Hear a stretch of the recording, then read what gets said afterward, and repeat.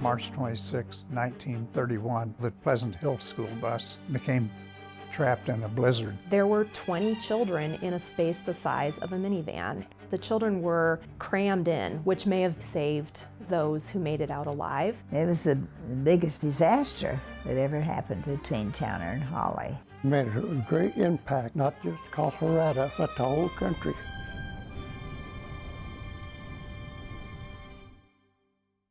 This program was funded by the History Colorado State Historical Fund, supporting projects throughout the state to preserve, protect, and interpret Colorado's architectural and archaeological treasures. History Colorado State Historical Fund. Create the future, honor the past. with support from the Denver Public Library and History Colorado, with additional funding and support from these fine organizations.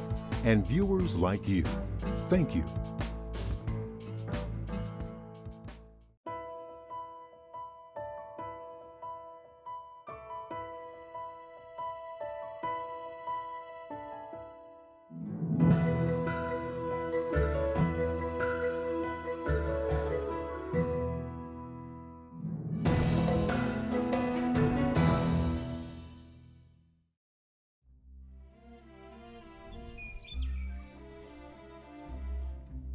They called it the Towner bus tragedy because it was only 14 miles from Towner and 17 miles to Holly. The area was farming community in those days.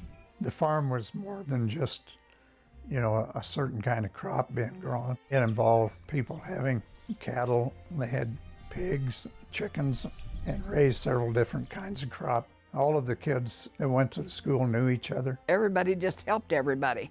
And just like if we butchered a pig, Daddy got a fourth and the neighbors got a fourth, and they had a cellar. You didn't have deep freezes and refrigerators to put anything in. All the children who went to school there were farm kids. They were going out to pump water every morning. There was no electricity in any of their home. There was one home that had a telephone and one telephone exchange about 10 miles away. Communications, especially on the plains in 1931, were primitive at best. There were no satellites, there were no radar systems that could predict the weather. Very spotty radio service. Certainly no television, certainly no weather channel to help farmers and to help school districts predict what was going to happen. The people that lived in the area were very resilient. They survived on very little, and they asked for very little. They helped each other out. Eastern Colorado, it's a place where the long light is.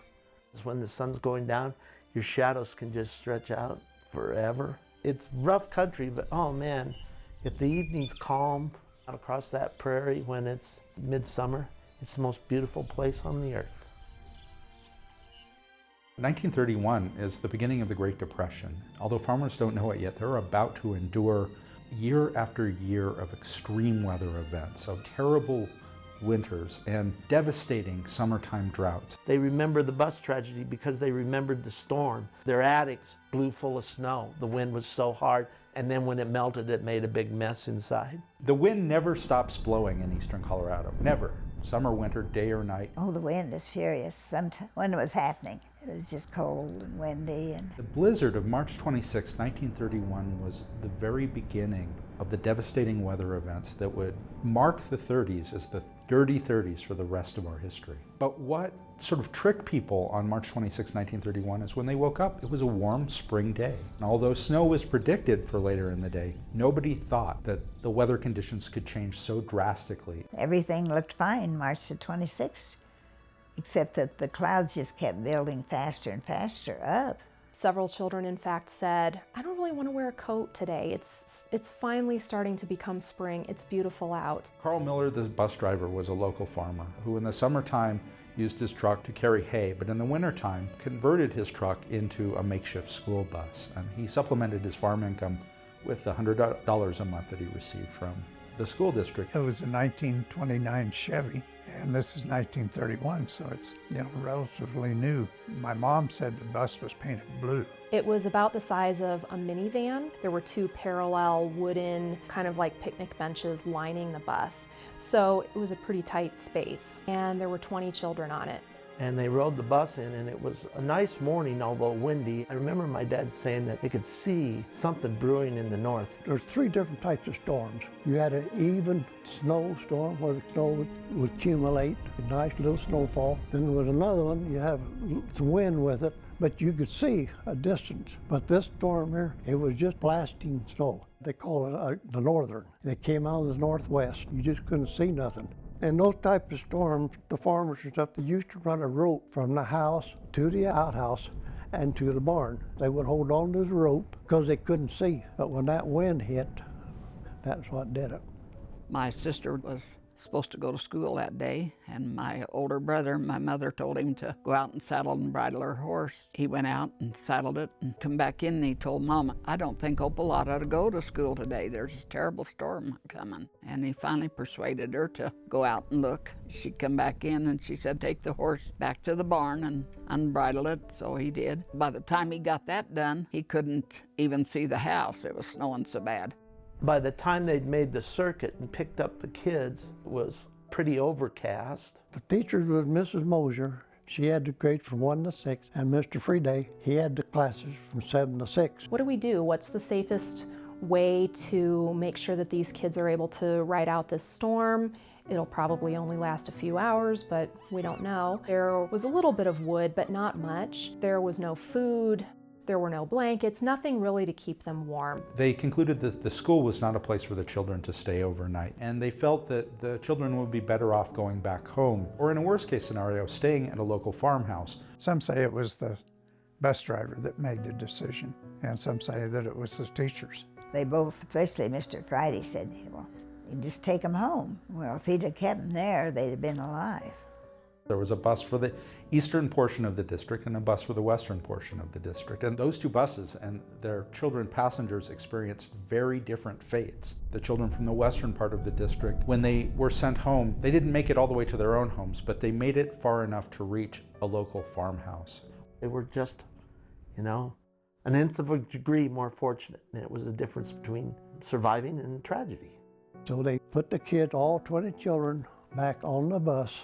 Mr. Miller looked at the weather and he said, I think what I want to do, I'm going to take the cutoff to the Monteiths and we'll make it there and then we'll stay there. So the bus driver set out with the kids around 9 a.m. that morning of March 26th. The wind had picked up significantly just in the last half hour, and he was immediately lost.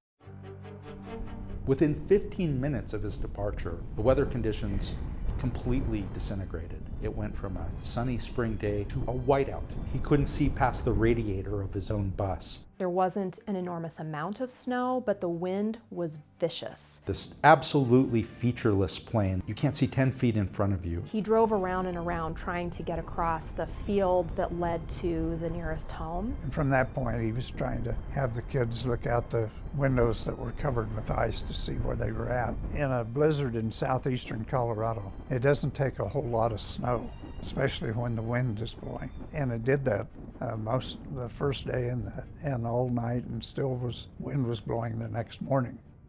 The back window was broke out, so they had just a cardboard in it, just going around and around in a circle for about 45 minutes. And he'd stop and the bus would die, and they'd stop and they'd finally get it started again.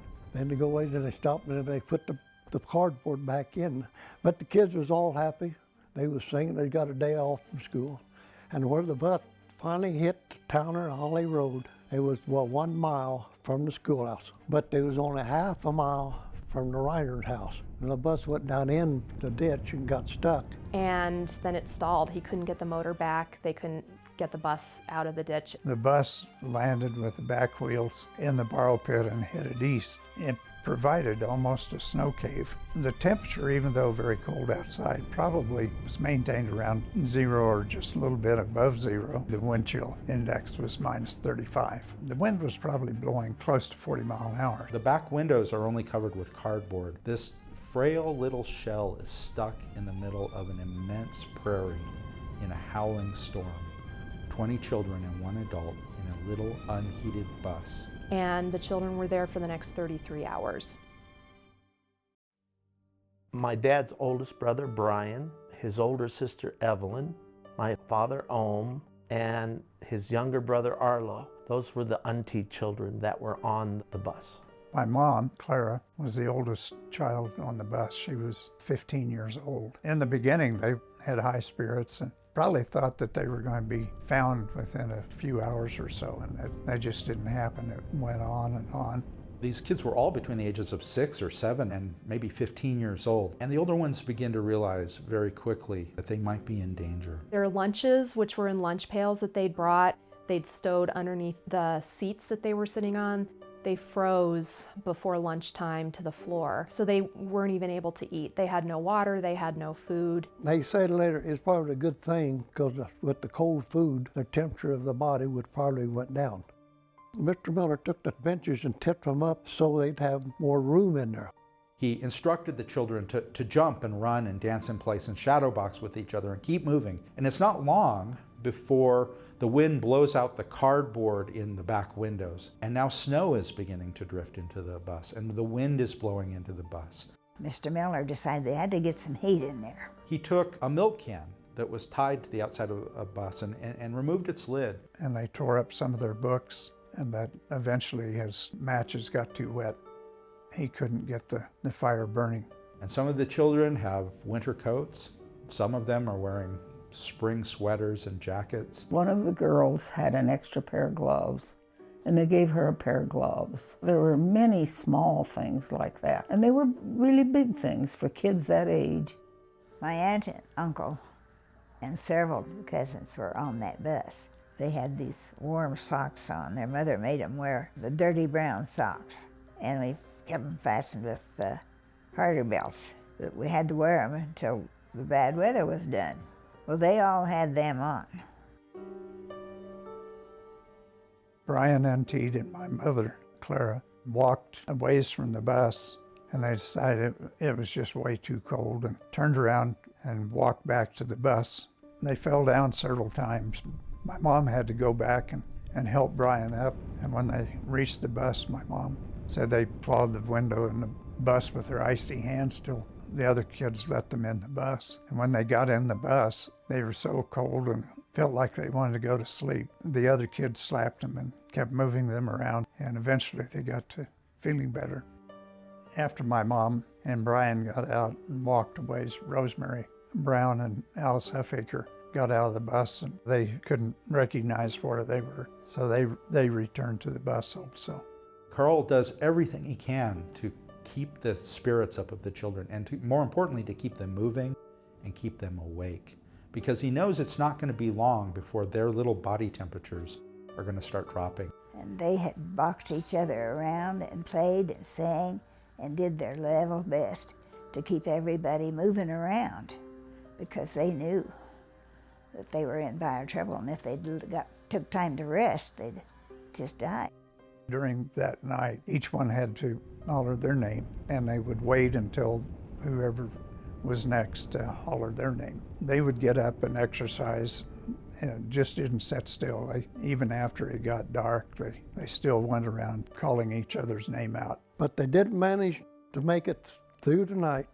It was a long, drawn-out night.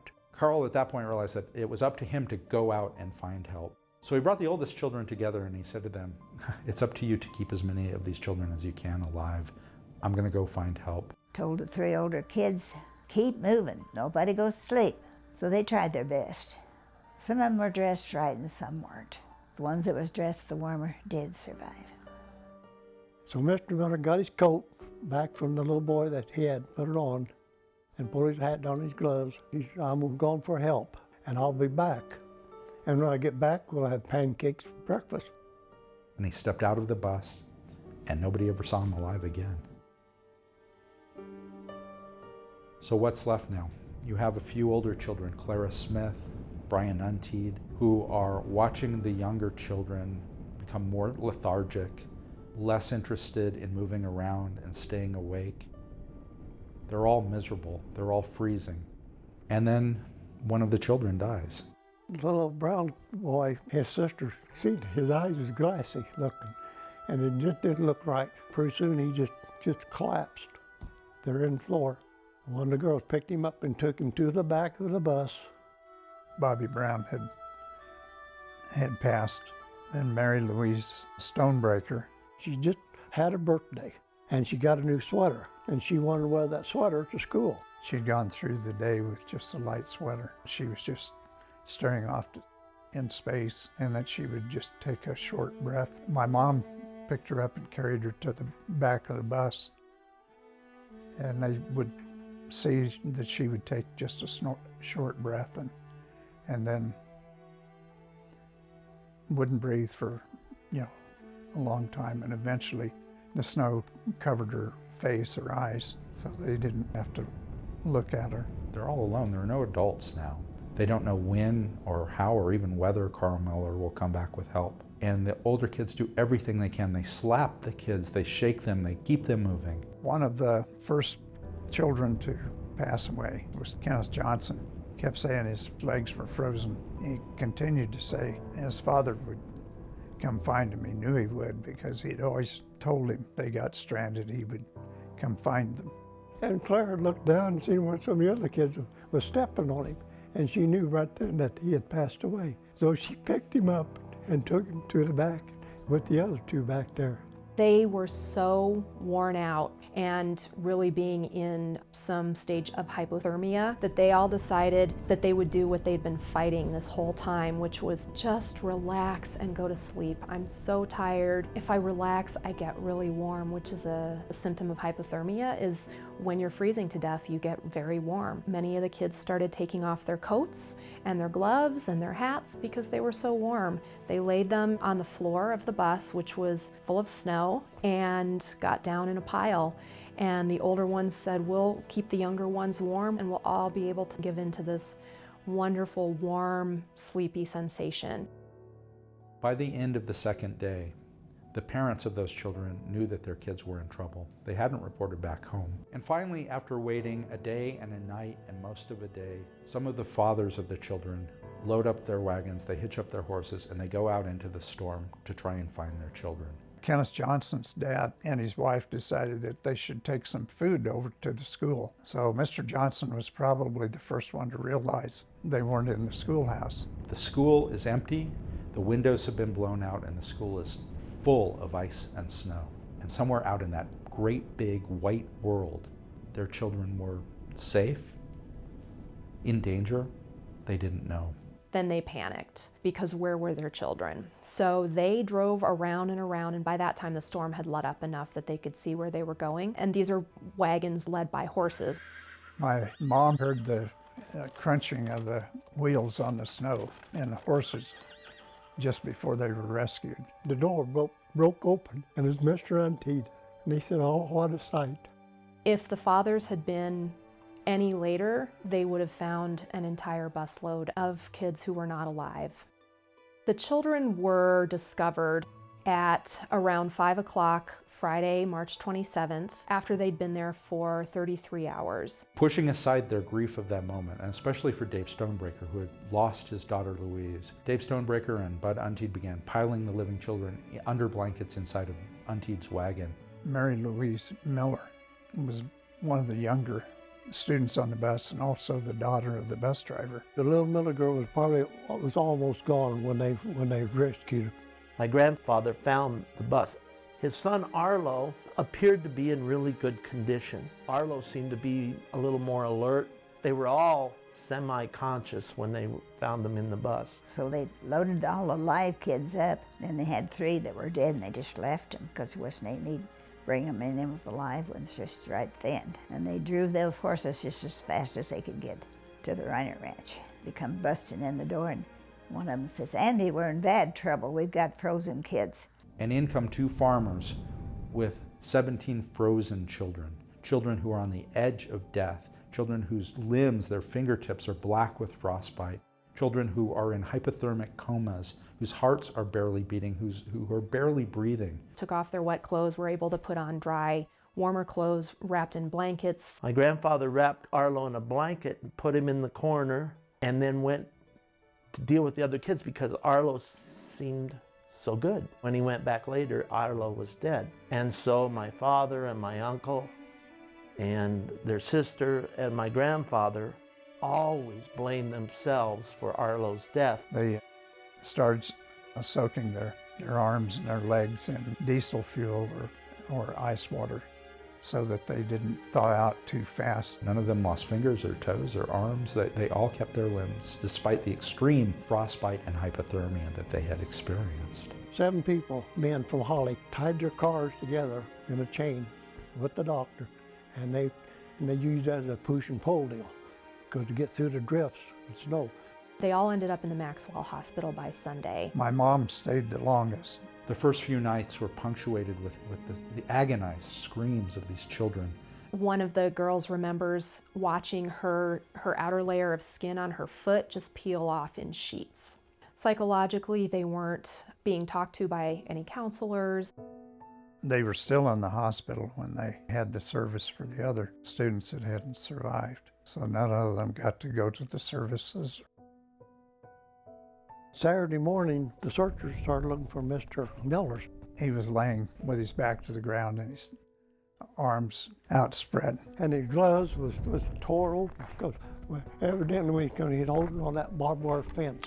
He followed a fence line. He went right by a corner where there was a house. And where they found him, he walked at least 3 miles, maybe 3.5 miles. It was clear that the barbed wire had cut through his gloves and his flesh. He had given his life trying to save his busload of children. But once the word gets out to a house with a telephone, almost instantly, the whole country knows. The first part of the story is really about those terrible hours on the bus. The second half of the story is about what the media in 1931, specifically the Denver Post, run by Fred Monteith at that time, what the media did with that first story. And the story becomes a national sensation. Suddenly, the whole world wants to know about the fate of these children. Monteith hired a charter plane, which he called the Ship of Mercy, to bring doctors and supplies to the children. And of course, that made the front page of the Denver Post. There was a moment where this story was the leading news story in the country. Newspapers all over the region and ultimately the country sent reporters to this little town of Lamar to get the scoop. And the children were treated as celebrities. Particularly the Denver Post wanted to identify heroes and villains in this story. Denver Post was there, and they wanted a hero. They picked Brian Monteith. Less than 2 weeks after this tragedy, the Denver Post organized a junket for the survivors to come to Denver. All of the children were invited by the Denver Post to spend a week sightseeing in Denver. This was the first time to a big city for any of them. They stayed at the Brown Palace Hotel. Their parents came with them on this trip. They got to go to the upscale department store and get new outfits and have their hair done. Many of them thought this was a really fun trip. It was exciting, it was a good distraction, and some of them thought this was really kind of not about us. Blanche Stonebreaker, who had had severe frostbite, wasn't able to walk for several months after this incident. She had one of the Post's chauffeurs for this trip carry her everywhere. Brian was invited to the White House by Herbert Hoover. This was pure exploitation on the Hoover administration's part. A circus kept trying to get Brian to join the circus. His dad had a fit. What happened on the bus, they just never talked about it. But nobody talked about it, and I know Claire wouldn't talk about it. If you had a burden to bear, it was yours, you know. In the climate of the day, it was considered normal after a tragedy to just not talk about it. Long after the children had recovered from their physical scars, they carried with them the psychological scars of this event in the form of nightmares and flashbacks and post-traumatic stress and feelings of guilt of having survived when other children, their own playmates, had died. For Brian Monteith, the so-called hero, and his whole life, he felt that he hadn't done anything more than any of the rest of the children had done. He had a lot of hardships along with it. The least little thing went wrong, it'd make the papers. And I think that bothered him a lot. It was a wake-up call for everybody. Colorado made changes that improved the safety of children who lived in these extreme environments. Not long after the tragedy, the Colorado State Legislature mandated that all schools should have a telephone. School districts began adopting inclement weather policies, passing a series of local and national laws to make school buses safer. Within a few years, it was mandated that all school buses be painted a bright yellow in order to increase their visibility. This event is still used by some schools in the preparation of their school bus drivers. It's still a danger that a bus today could get stranded in a blizzard. My father was Monteith, and he was 10 when he was on the bus. He was very sick when he died, and I picked him up and I carried him into the emergency room. And when I picked him up out of the car, he thought I was his father, and he thought he was on the bus again. My Uncle Brian, he was almost larger than life in that he had a real charismatic personality. Uncle Brian was picked as the hero of the bus tragedy. But Brian had to bear that burden his whole life, and it really made Brian uncomfortable. In my opinion, everyone on that bus was one. They had to all be a hero. In 1962, Service Club located a marker at the site of the bus tragedy.